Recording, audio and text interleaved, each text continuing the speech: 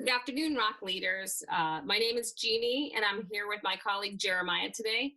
And we Mhm. are throwing together this video to give you some simple, basic, useful tips about using RingCentral for your virtual and remote board meetings. So we're going to dive right in, and we're going to talk about this recording that we have set up now in the call that Jeremiah and I are on. We're actually both using our own personal computers. So as you can see on the screen, when folks call in from a computer, you're going to see little boxes. And if you hover over the boxes, you can actually, in the left-hand corner here, you can actually see your participant names. Now, as you know, some of your participants and your whether they're members or board members may be jumping on and calling onto the call, and those folks will actually show up as a box with a phone number. So in that case, it may not be so easy to identify who's on the call, and there's a simple fix for that as well. You ask the person on the call, who is this person I see, and you ask that you shout out the phone number, and then that person will tell you who is on the call. And note that it's very important for both the secretary and the chair of the meeting to keep track of all the participants on the call, because unlike at a board meeting when you can see each other, there are going to be times when you're going to have to ask for people to vote one by one through a roll call process. So similar to the start of your meeting, you're going to ask from the beginning who's on the call. And once you guys are ready to go, you're going to dive right into your agenda. Over down on the left-hand side of your screen, you're going to see some buttons.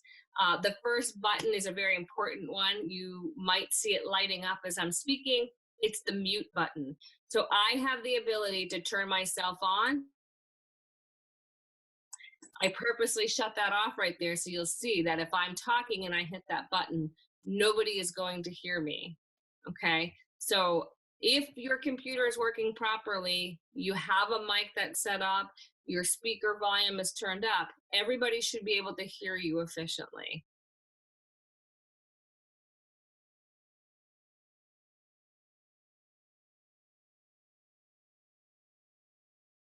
You can reach out to your technical assistance provider and they can go through a test meeting with you and troubleshoot some of this. Okay, the next button along the line is the start video button. I can either keep my video on or I can click on that button. I can turn myself off. This is really useful if I feel like, maybe I've got to step away from a moment. I don't want to distract the group.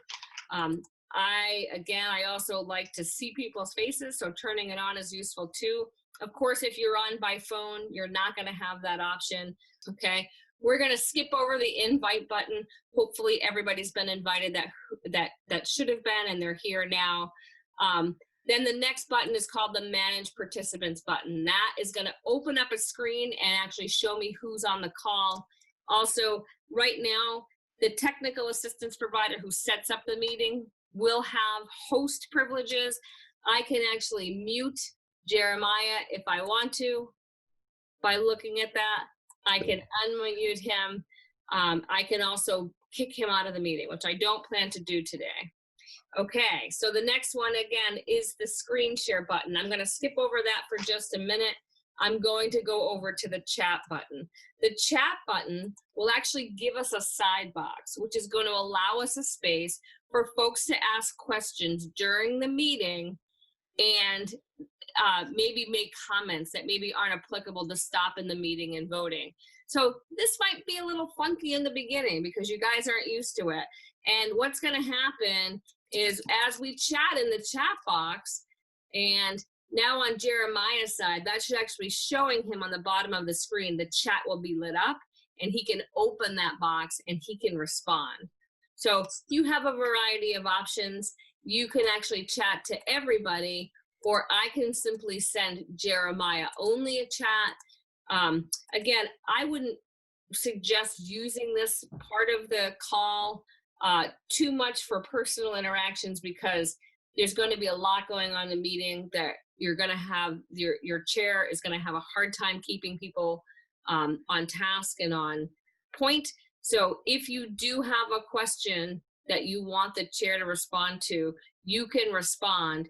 And perhaps at the beginning of your meeting, you could assign somebody to keep their eye on the chat box that can weigh in and let the chair of the meeting know that there's a question over in the chat box.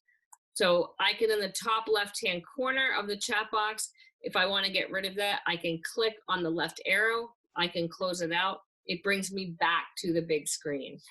Okay, now I'm going to talk for a minute about troubleshooting. This is technology. A couple of things need to be in place.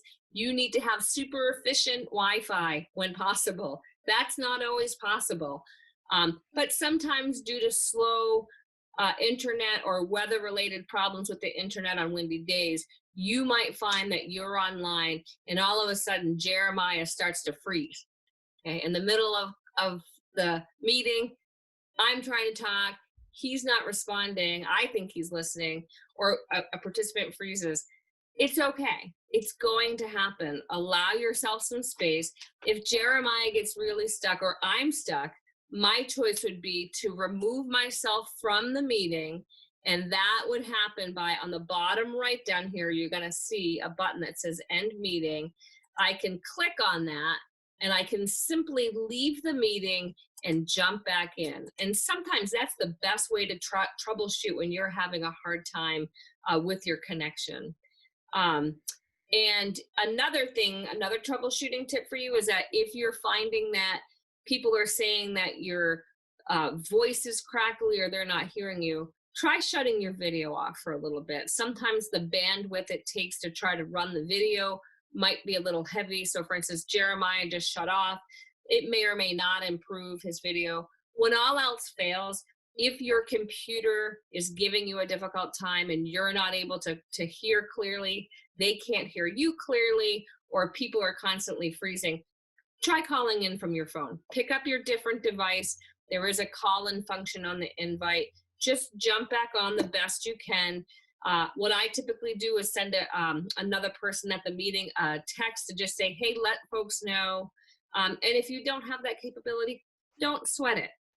Meeting's gonna go on. They may or may not wait, or they can always catch you up later. And so I also want to get back to, there is an option in the middle of the screen that's called screen share. And I wouldn't get too ambitious about this screen share, but what's kind of cool about this is perhaps your technical assistance provider's on the phone and there's a document that they want to share with you, or your board chairperson forgot to send out the meeting agenda and she actually wants to put it, he or she, sorry, wants to put it up on the screen. What they're going to do is they're going to hit screen share and pull up the document they want to share.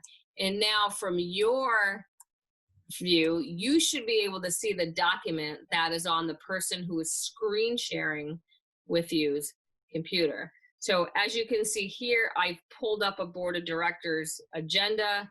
I may, what happens when I screen share is the video chat boxes get really small and up on the corner.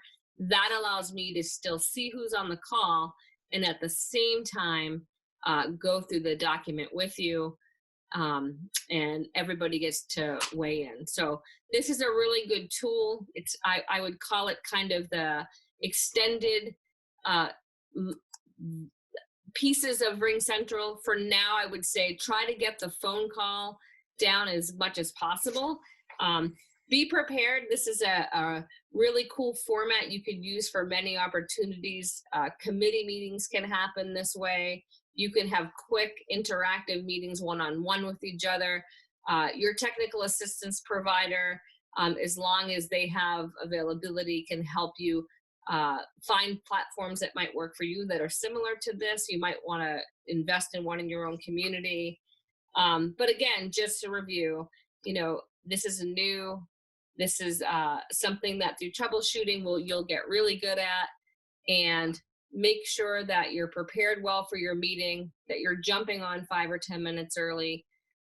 You're going through a roll call and you know who's at the meeting, and that, you just support one another with the troubleshooting tips. You can always refer back to this video or reach out to your your team provider for more information. All right, we hope this is helpful. Take care and rock on.